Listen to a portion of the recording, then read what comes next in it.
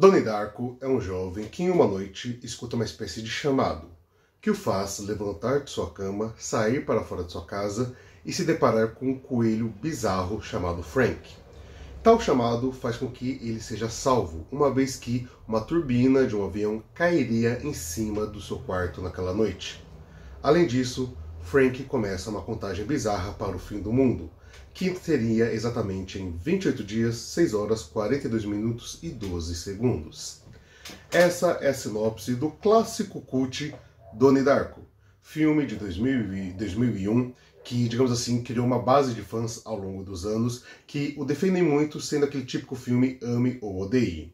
Olá, o meu nome é Herbert, bem-vindos ao Resenha de Minuto e bora conversar um pouquinho sobre Donnie Darko? Mas antes, é claro, se inscreve no canal, deixa o like, curta, comente, compartilha esse vídeo e dê uma olhadinha na descrição para conhecer meus livros. Eu escrevo, suspense policial, fantasia, terror. Tem os e-books lá na Amazon para quem curte, ali no Kindle e etc.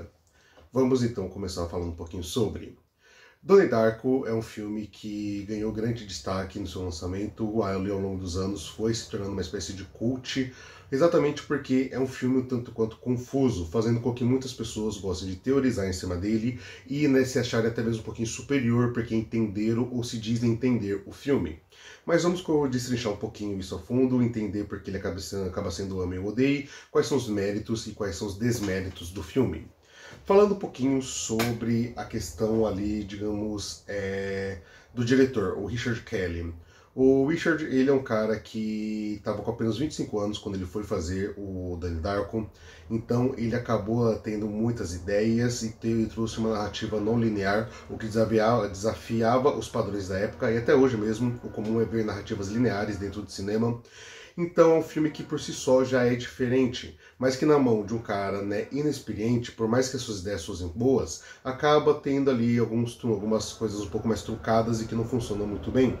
No sentido de trazer esse horror barra sci-fi com essa questão do fim do mundo, trazendo ali também na narrativa dramas familiares e até mesmo de adolescentes pela fase em que o Donnie Darko vive, acaba acrescentando ótimos pontos para a obra, bem como a questão da viagem no tempo, que já era algo discutido na época e hoje ainda é algo super interessante.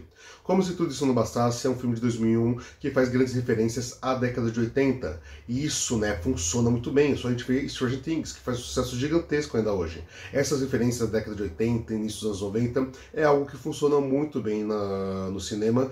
Tanto é que Donnie Darko, como eu falei, acaba sendo referenciado, acaba sendo enaltecido ainda nos dias atuais. Inclusive, um dos grandes méritos aqui do filme também é a trilha sonora, com destaque para o Mad World, interpretado pelo Gary Jules, que assim, maravilhoso, é a minha versão predileta de Mad World, não é a original, mas para mim é incrível essa versão. E a gente ainda tem um Jake Gyllenhaal fazendo o personagem principal, Donnie Darko, numa atuação muito boa. Ele ainda era muito jovem, mas já mostrava todo o seu talento ali.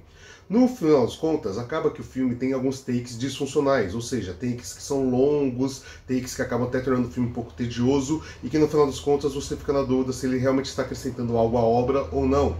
Sendo assim, acredito que o Richard Kelly, tendo essa mesma ideia, só que como um cineasta um pouco mais maduro, teria conseguido contar essa história de narrativa não linear com todos esses elementos que ele tem ali em mãos, mas que, conseguindo dar uma lapidada melhor no roteiro, tiraria esses takes um pouco mais superficiais e conseguiria trabalhar um pouquinho melhor o seu roteiro, no sentido de que o roteiro não precisa entregar tudo, já que ele é um filme que propõe-se colocar coisas em discussão, mas também, verdade seja dita, o roteiro tem furos, também tornando a sensação um pouquinho de frustração para quem vem assistir eventualmente.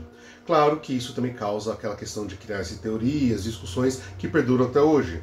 Não à toa, eu, por exemplo, tenho o livro do Dark, que tem o roteiro, esse livro que foi publicado pela Dark Side Books, então a gente aqui tem um roteiro, etc. Então, Donnie Darko, sim, tem esse marcadorzinho aqui que eu acho lindo também. É um filme que tem sua base de fãs muito forte, mas também tem quem não goste dele. Sinceramente, é um tipo de filme que você tem que ver para poder saber se vai gostar ou não. Mas é claro, saiba que é aquele tipo de filme diferentão. Então, se você já tiver propensão para não gostar, você não vai gostar. Enfim, atualmente ele está disponível no Prime Video. É isso, vou ficando por aqui. Fiquem bem, até a próxima e tchau, tchau.